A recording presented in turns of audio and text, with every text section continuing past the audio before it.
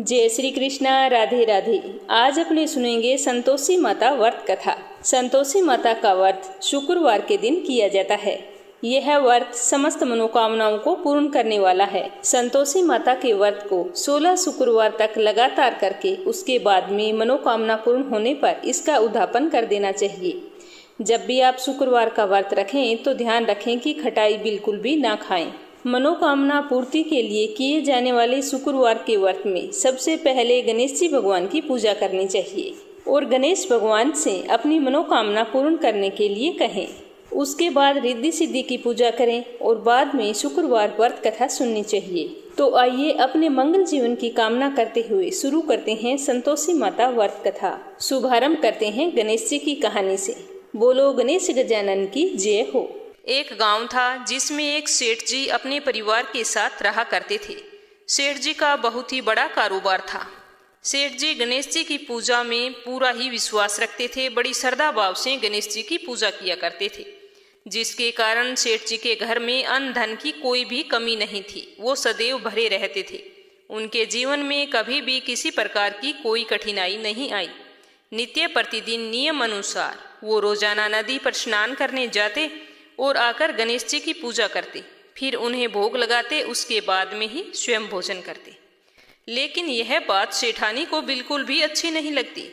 वो धार्मिक नहीं थी और ना ही ईश्वर में विश्वास रखती थी। एक बार सेठानी ने सोचा कि यह इतना गणेश जी को मानते हैं, गणेश जी की पूजा करने से क्या होता है, मैं तो मानती नहीं हूँ। आज देखती हूँ कि वो गणेश जी की पूजा कैसे करते हैं। तो यह सोचकर जब दूसरे दिन सेठ जी नदी पर स्नान करने के लिए जाते हैं तो सेठानी जी पीछे से गणेश जी की मूर्ति को उठाकर कपड़े से ढककर बगीचे में ले जाकर जमीन में दबा देती है। जब सेठ जी स्नान करके नदी से घर पर आते हैं तो देखते हैं कि गणेश जी की मूर्ति नहीं है मंदिर में। तो वो सेठानी से पूछते हैं कि गणेश जी की मूर्ति मंदिर में नहीं है, कहाँ गई? तो सेठानी बोलती है कि मुझे मालूम नहीं। सेठ जी ने घर में इधर उधर सारे मूर्ति को बहुत ढूंढा, लेकिन मूर्ति तो नहीं मिली, तो मूर्ति को भोग नहीं लगा पाए। इसीलिए सेठ जी ने खुद भी अन्न जल का त्याग कर दिया और गणेश जी से प्रार्थना करने लगे कि हे प्रभु, मुझसे कौन सी गलती हो गई जो आप मुझसे नाराज होकर मुझे छोड़कर ही चले गए। अगर आप अपनी कृपा दृष्टि मुझ पर बरसाते हो तो हे प्रभु मुझे दर्शन दीजिए। तो सेठ ने मन ही मन सोचा कि जब तक मुझे गणेश जी की मूर्ति नहीं मिल जाती, मुझे दर्शन नहीं दे देते, तब तक मैं अन्न जल का त्याग करता हूँ। तो उस दिन पूरा दिन ऐसे ही निकल गया। शाम को सेठ जी भूखे प्यासे सो गए। गणेश जी सेठ जी की भक्ति से प्रसन्न हो गए। जब सेठ जी सो गए तो सेठ जी के सपन में गणेश जी भगवान एक छोटे से चूहे के साथ खेल रहे होते हैं, दिखाई देते हैं और चूहे को बाद में खाने के लिए लड्डू देते हैं। चूहा लड्डू लेकर बगीचे में जाता है और एक जगह से जमीन खोदता है और लड्डू वहीं पर डाल देता है और अचानक से सेठ जी की नींद खुल जाती है। तो सेठ जी भागकर बगीचे में जाते हैं और उसी जगह को खोदते हैं जहां उन्होंने सपने में लड्डू को दबाते हुए देखा था। तो थोड़ी देर जमीन खोदने पर कपड़े में लपेटे हुए गणेश जी की मूर्ति उन्हें मिल जाती है। सेठ जी गणेश जी की मूर्ति को पाकर बहुत ही खुश होते हैं और वापिस लाकर मंदिर में स्थापित कर देते हैं। तो यह देखकर सेठानी को बहुत ही आश्चर्य होता है कि सेठ जी को यह मूर्ति मिली कहाँ से। तो वो भागकर सेठ जी के पास आती है और पूछती है कि ये मूर्ति आपको कहाँ से मिली। तो सेठ जी ने सारा वृत्तांत उन्हें सच सच बता दिया। तो यह बात जानकर सेठानी जी को खूब आश्चर्य हुआ। सेठानी जी के मन में श्रद्धा और विश्वास जाग गया और मन ही मन गणेश भगवान का स्मरण करते हुए उनकी सच्ची भक्त बन गई और सेठ जी को सारी सच्चाई बता दी और कहा कि मुझसे बहुत ही बड़ा अपराध हो गया था। अब से हम दोनों पति पत्नी प्रेम सहित गणेश जी भगवान की पूजा आराधना किया करेंगे। उनकी पूजा में कभी भी कोई कमी नहीं आने देंगे। यह सुनकर सेठ जी बहुत ही प्रसन्न हो गए और दोनों पति पत्नी गणेश जी को प्रणाम करते हुए बोले, बोलो गणेश गजानन की जय हो। हे गणेश भगवान, जैसी कृपा आपने सेठ और सेठानी पर की वैसी हम पर भी करना। कहानी कहने वाले पर, कहानी सुनने वाले पर सभी की सारी मनोकामनाएं पूर्ण करना। अब सुनेंगे संतोषी माता व्रत कथा। बोलो संतोषी माता की जय हो। एक बुढ़िया थी, उसके 7 पुत्र थे। 6 कमाने वाले थे और एक निकम्मा था। वह कोई भी काम काज नहीं करता था। बुढ़िया माँ जब 6 पुत्रों की रसोई बनाती तो उन्हें बड़े प्यार से भोजन कराती उसके पीछे जो भी उनकी जूठन बचती उसको इकट्ठा करके सातवें बेटे को दे देती। परंतु वह तो भोला भाला था, मन में कोई भी विचार नहीं करता। एक दिन वह अपनी बहू से बोला कि देखो मेरी माता का मुझ पर कितना प्रेम है, मुझे कितने प्यार से खाना खिलाती है। तो उसकी बहू बोली, हाँ हाँ क्यों नहीं, सबका जूठा बचा हुआ जो तुम्हें खिलाती है। तो वह बोला कि ऐसा कभी नहीं हो सकता, मेरी माँ ऐसा नहीं करती। तो उसकी पत्नी बोली कि तुम्हारी माँ तो ऐसे ही करती है। तो वह बोला कि जब तक मैं अपनी आंखों से ना देख लूँ मैं मान नहीं सकता। तो बहू ने हंसकर कहा कि जब आंखों से देख लोगे तब तो मानोगे। कुछ समय बाद एक बड़ा त्योहार आया। घर में 7 प्रकार के भोजन और चूरमा के लड्डू बने। वह यह देखने के लिए सिर दर्द का बहाना बनाकर रसोई में पतला कपड़ा ओढ़कर सो गया और कपड़े में से सब कुछ देख रहा था।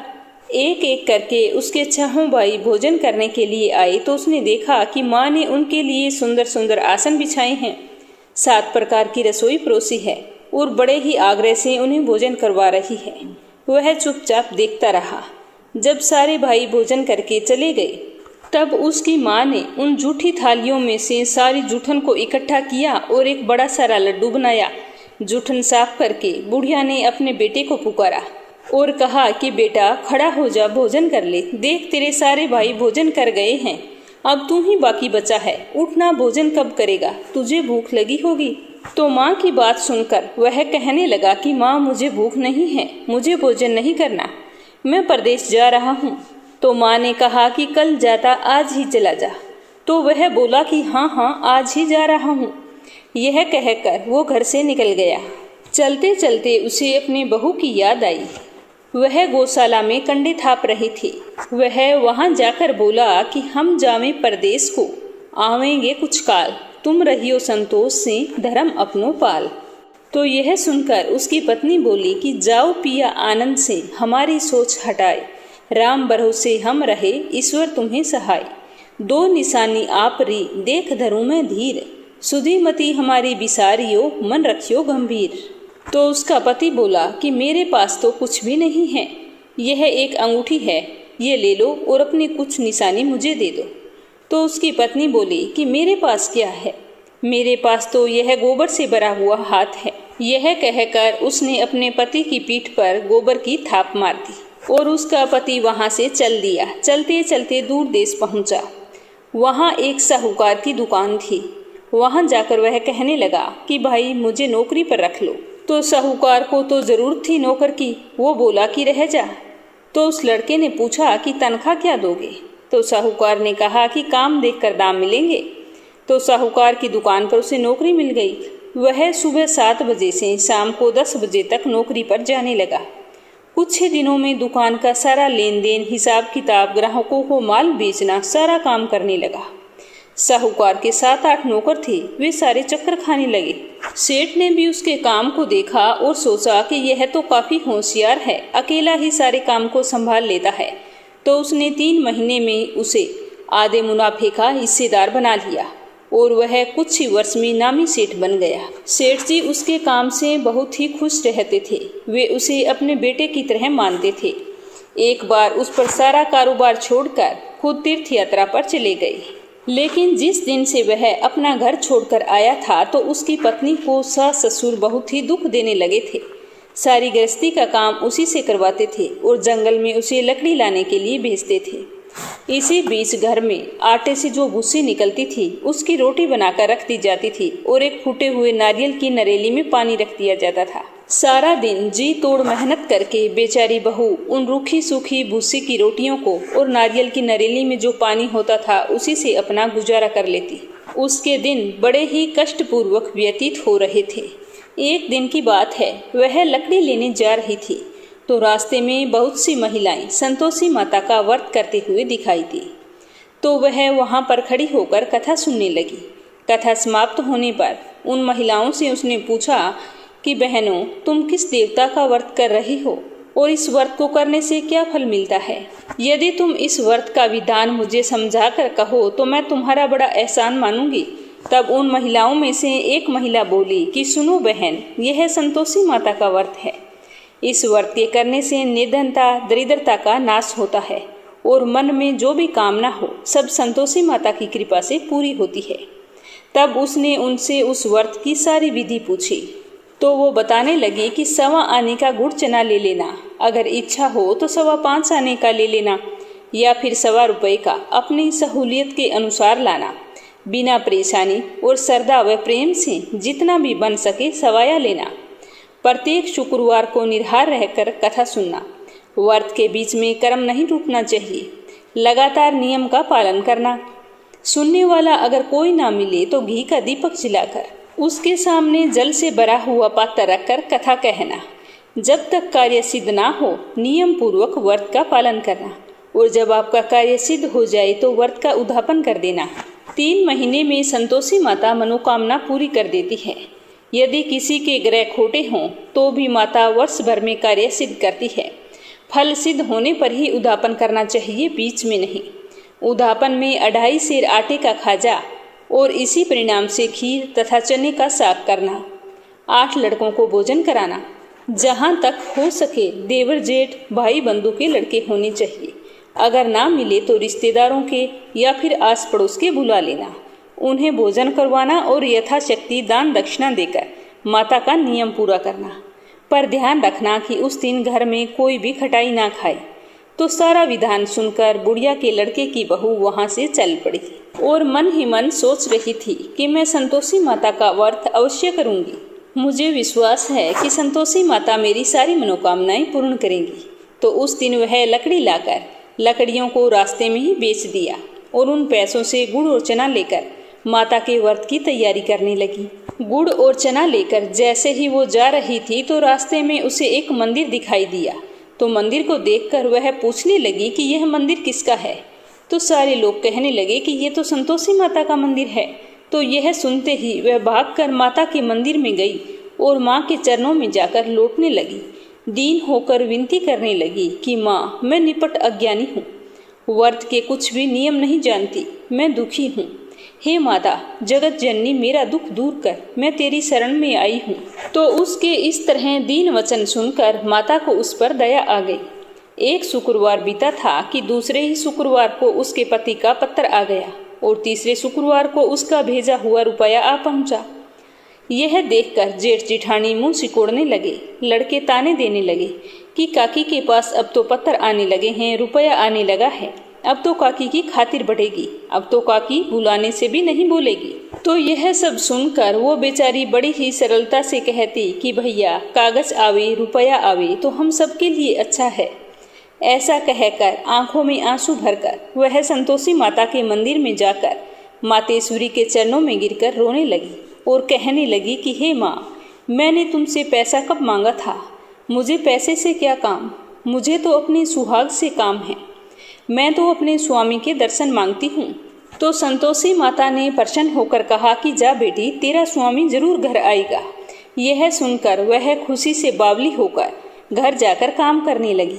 और उधर संतोषी माता विचार करने लगी कि इस भोली पुत्री को मैंने कह तो दिया कि तेरा पति घर आएगा, लेकिन आएगा कैसे? वह तो इसे स्वप्न में भी याद नहीं करता। उसे याद दिलाने के लिए तो मुझे जाना पड़ेगा।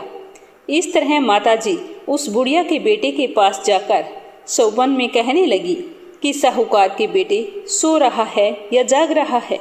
तो वह कहने लगा कि माता, सोया भी नहीं हूँ और जागता भी नहीं हूँ, कहो क्या आज्ञा है। तो माँ कहने लगी कि बेटा, तेरे घर बार कुछ नहीं है क्या?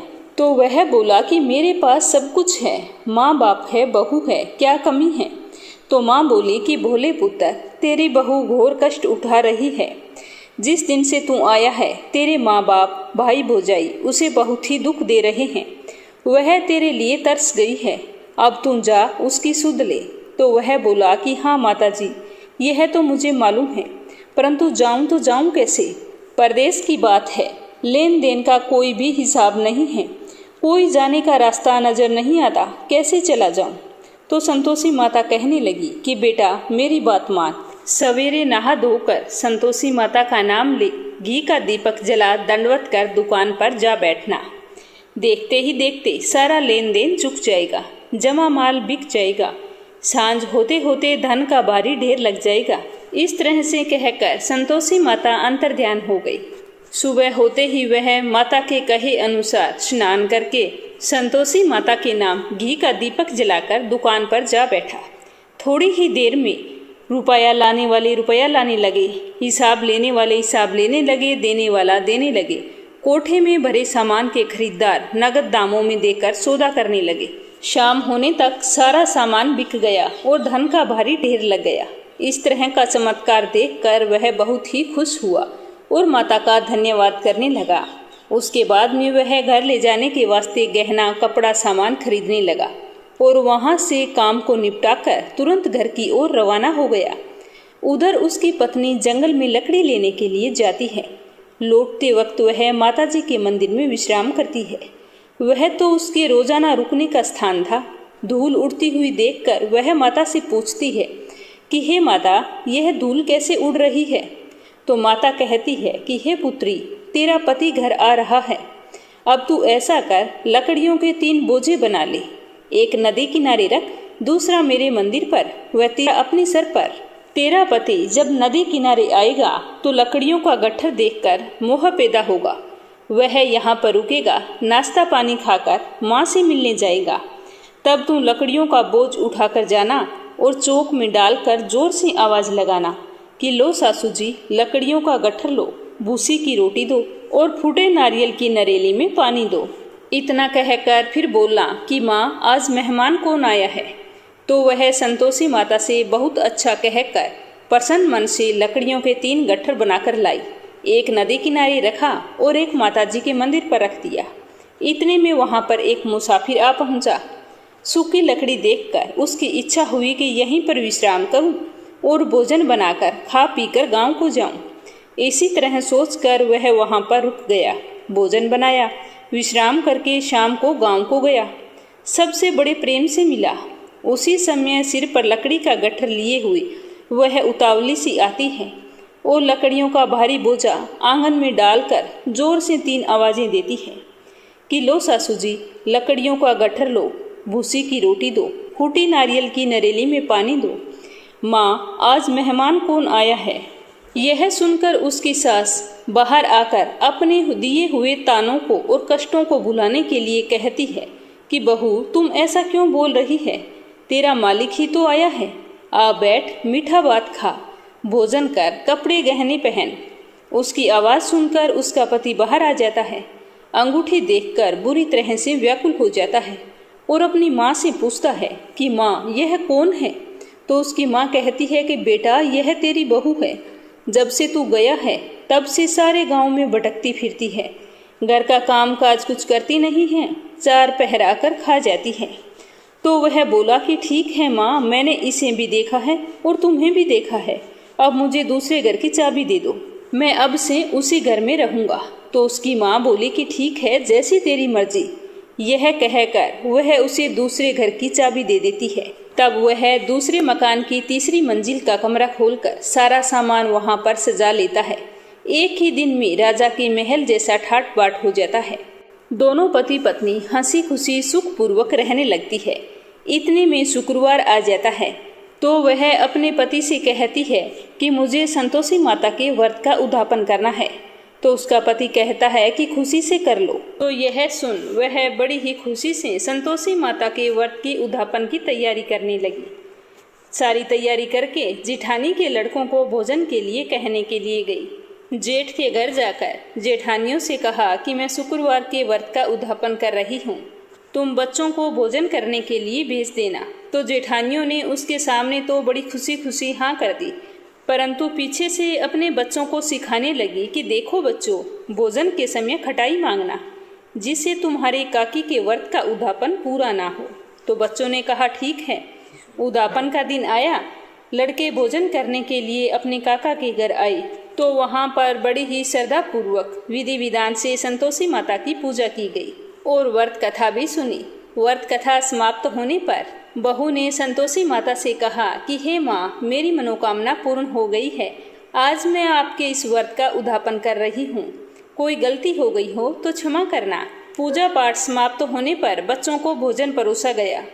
जैसे ही खीर परोसी तो पेट भर खीर खाई और बाद में कहने लगे कि हमें तो काकी खटाई दो।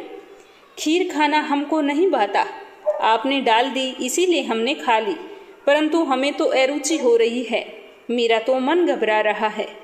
तो वह कहने लगी कि बेटा, खटाई तो किसी को नहीं दी जाएगी, यह तो संतोषी माता का प्रसाद है। तो वो सारे लड़के उठकर खड़े हो गए और बोले कि पैसा लाओ, अगर खटाई नहीं दे सकती तो काकी कुछ पैसे ला कर दो। तो बोली बहू थी, जानती कुछ थी नहीं, तो उसने अज्ञानतावश उन्हें पैसे दे दिए। तो पैसे लेकर वो लड़के सीधे दुकान पर गए और वहाँ से जाकर इमली ले आए और उसी समय खाने लगे। यह देखकर माता बहुत ही क्रोधित हुई और उसने बहू पर कोप किया। माता के कोपवश राजा के दूत उसी समय आकर उसके पति को पकड़ कर ले गए।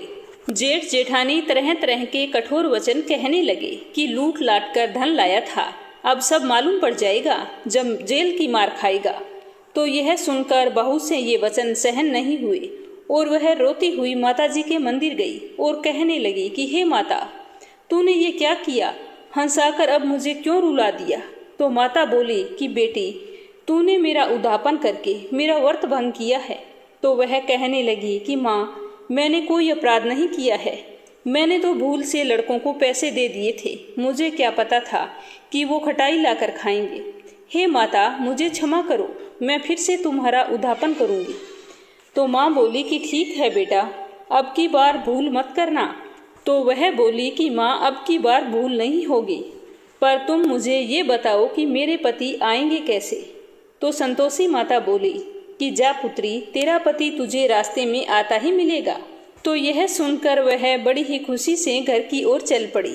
रास्ते में उसका पति आता हुआ दिखाई दिया तो उसने पूछा कि आप कहाँ चले गए थे। तो उसका पति कहने लगा कि इतना धन जो कमाया था उसका टैक्स राजा ने मांगा था, वही भरने के लिए गया था, चलो अब घर चलते हैं। तो वह प्रसन्न होकर बोली कि भला हुआ जो आप आ गए। कुछ दिन बाद में फिर से शुक्रवार का दिन आया तो वह अपने पति से बोली कि मुझे माता का उद्यापन फिर से करना है। तो उसके पति ने कहा कि खुशी से करो। बहू फिर से जेठ के लड़कों को भोजन को कहने को गई। जेठानी ने एक दो बातें सुनाई और सब लड़कों को सिखाने लगी कि अब की बार तुम ऐसा करना, भोजन करने से पहले ही खटाई मांग लेना। तो उद्यापन का दिन आया, लड़के भोजन करने लगे तो कहने लगे कि काकी, हमें पहले खटाई चाहिए, उसके बाद में हम खीर खाएंगे, अगर खटाई नहीं खाई तो हमारा तो जी बिगड़ता है। तो वह बोली कि खटाई किसी को नहीं मिलेगी, भोजन करना है तो करो, वरना अपने घर चले जाओ। यह कहकर वह ब्राह्मण के लड़के को लाकर भोजन कराने लगी। भोजन करवाने के बाद में सभी को एक एक फल दिया। इससे संतोषी माता बहुत ही प्रसन्न हुई। माता की कृपा होते ही 9वें महीने उसके चंद्रमा के समान एक सुंदर पुत्र हुआ। पुत्र को पाकर प्रतिदिन वह माता जी के मंदिर को जाने लगी। माँ ने सोचा कि यह तो रोज आती है, आज क्यों न मैं इसके घर पर चलूं। यह विचार करके माता ने भयानक रूप बनाया। गुड़ चने से सना मुख, ऊपर सूंड के समान होठ और उस पर मक्खियां भिन भिन कर रही थी। जैसे ही उसके घर जाकर दहलीज पर पैर रखा तो उसकी सास चिल्लाई कि अरे देखो रे, कोई चुड़ैल डाकिन आ रही है, अरे लड़को इसे भगाओ, नहीं तो यह किसी को खा जाएगी। तो लड़के उसे भगाने लगे। सब ने चिल्ला चिल्लाकर खिड़कियां बंद कर ली। बहू रोशनदान में से देख रही थी तो वह माता को देखते ही चिल्लाने लगी कि आज मेरी माता मेरे घर पर आई है और वह अपने बच्चे को दूध पीने से हटाती है और भाग पड़ती है। इतने में उसकी सास का क्रोध फट पड़ता है। वह कहती है कि इतनी भी क्या उतावली हो गई जो बच्चे को ही पटक दिया। इतने में माँ के प्रताप से वहाँ पर लड़के ही लड़के नजर आने लगते हैं। तो सासू की बात सुनकर बहू कहती है कि माँ, मैं जिसका व्रत करती हूँ वो यही संतोषी माता है, मुझे सब कुछ संतोषी माता की कृपा से प्राप्त हुआ है। तो यह सुनकर सभी ने माता के चरण पकड़ लिए और विनती करके कहने लगे कि हे माँ, हम मूर्ख हैं, अज्ञानी हैं, हम तुम्हारे व्रत की विधि नहीं जानते, इसीलिए तुम्हारा व्रत भंग कर दिया, हमसे बहुत ही बड़ा अपराध हो गया है। हे जगत जननी माता, आप हमारा अपराध क्षमा करो। इस प्रकार उन सबके क्षमा मांगने पर माता प्रसन्न हुई और सभी को आशीर्वाद देते हुए वापस चली गई। हे संतोषी माता, जैसा आपने बहू को फल दिया वैसा सबको देना। जो आपकी कथा पढ़े, व्रत करे, उसका मनोरथ पूर्ण करना। बोलो संतोषी माता की जय हो। लप्सी और तपसी की कहानी। एक लप्सी था, एक तपसी था। तपसी हमेशा भगवान की तपस्या करता था, लेकिन उसे चोरी करने की आदत थी। लप्सी हमेशा सवा सेर की लापसी बनाता और पहले भगवान को भोग लगाता, उसके बाद में स्वयं भोजन करता। दोनों भाइयों का यही नियम था। तो एक दिन कोई बात को लेकर दोनों में कहासुनी हो गई। तो तपसी बोला कि मैं रोजाना भगवान की तपस्या करता हूँ, इसीलिए मैं बड़ा हूँ। तो लप्सी बोला कि मैं रोज भगवान को सवा सेर लापसी का भोग लगाता हूँ, इसीलिए मैं बड़ा हूँ। ऐसा कहते हुए दोनों जोर जोर से लड़ने लगे। तभी वहां से नारद जी गुजर रहे थे। दोनों को लड़ता हुआ देखकर वहां आए और उनसे पूछा कि तुम दोनों लड़ क्यों रहे हो। तो दोनों ने अपने आप को बड़ा बताया और साथ में बड़ा होने का कारण भी बताया। तो नारद जी बोले कि मैं तुम्हारा फैसला कर दूंगा, कल आऊंगा, बता दूंगा भी कौन बड़ा है। दूसरे दिन लप्सी और तपसी नहाकर अपनी रोज की भक्ति करने आए। तो नारद जी ने छुपकर 1.25 करोड़ की एक एक अंगूठी उन दोनों के आगे रख दी। जैसे ही भक्ति करते हुए तपसी की नजर उस अंगूठी पर पड़ी तो उसने चुपचाप से उठाई और अपने पैर के नीचे दबा ली। लप्सी की नजर अंगूठी पर पड़ी, लेकिन उसने ध्यान नहीं दिया। उसने पहले भगवान को भोग लगाया और फिर स्वयं भोजन करने के लिए बैठ गया। थोड़ी देर बाद नारद जी सामने आए तो दोनों ने पूछा कि अब बताओ हम में से कौन बड़ा है। तो नारद जी ने तपसी से खड़ा होने के लिए कहा। तो वो खड़ा हुआ तो उसके पैर के नीचे दबी हुई अंगूठी दिखाई दी। तो नारद जी ने तपसी से कहा, तपस्या तो तुम करते हो, इतनी तपस्या करने के बाद भी तुम्हारी चोरी करने की आदत नहीं गई। ये अंगूठी मैंने ही तुम दोनों के आगे रखी थी। मैं ये देखना चाहता था कि तुम दोनों में से किन के मन में लालच है। तो तूने तो अंगूठी दिखाई पड़ते ही झट से अपने पैर के नीचे दबा ली। लेकिन लप्सी का ध्यान अंगूठी पर जाने के बाद भी लप्सी ने अंगूठी को ना ही उठाया और ना ही ध्यान किया। उसने सिर्फ अपने भगवान जी में ही ध्यान रखा, उन्हें भोग लगाया और बाद में स्वयं भोजन करने लगा। इसीलिए लप्सी बड़ा है और तुम्हें तुम्हारी तपस्या का कोई भी फल नहीं मिलने वाला। जितनी चाहे मर्जी तुम तपस्या कर लो, तुम्हें इसका कोई भी फल नहीं मिलेगा। तो तपसी को यह सुनकर बहुत ही दुख हुआ और वह शर्मिंदा होकर नारद जी से माफी मांगने लगा और कहने लगा कि आज तक की मेरी गलती माफ करो और मुझे बताओ कि मुझे मेरी तपस्या का फल कैसे मिलेगा। आज के बाद कभी भी मैं चोरी नहीं करूंगा। तो नारद जी ने कहा कि यदि कोई गाय और कुत्ते की रोटी नहीं बनाएगा तो उसका फल तुझे मिलेगा। यदि कोई आदमी ब्राह्मण को भोजन करवाकर उसे दक्षिणा नहीं देगा तो उसका फल भी तुझे ही मिलेगा। अगर किसी को सूट, तीवल, साड़ी अगर हम देते हैं, उसके ऊपर अगर भेंट स्वरूप कुछ रुपए नहीं देंगे तो उसका फल भी तुझे ही मिलेगा। अगर कोई व्यक्ति दिए से दिया जलाएगा तो उसका फल भी तुझे ही मिलेगा। अगर कोई औरत आंगन लीपकर चौका नहीं लीपेगी तो उसका फल भी तुझे ही मिलेगा। यदि कोई व्रत कथा में सारी कहानी सुन ले लेकिन तुम्हारी कहानी ना सुने तो उसका फल भी तुझे ही मिलेगा। उसी दिन से हर व्रत कथा और कहानी के साथ लप्सी तपसी की कहानी कहीं और सुनी जाती है। हे संतोषी माता, इस कथा को पढ़ने में या सुनने में कोई भूल चूक हुई हो तो क्षमा करना। अपने भक्तों की सारी मनोकामनाएं पूर्ण करना। जय हो संतोषी माता की।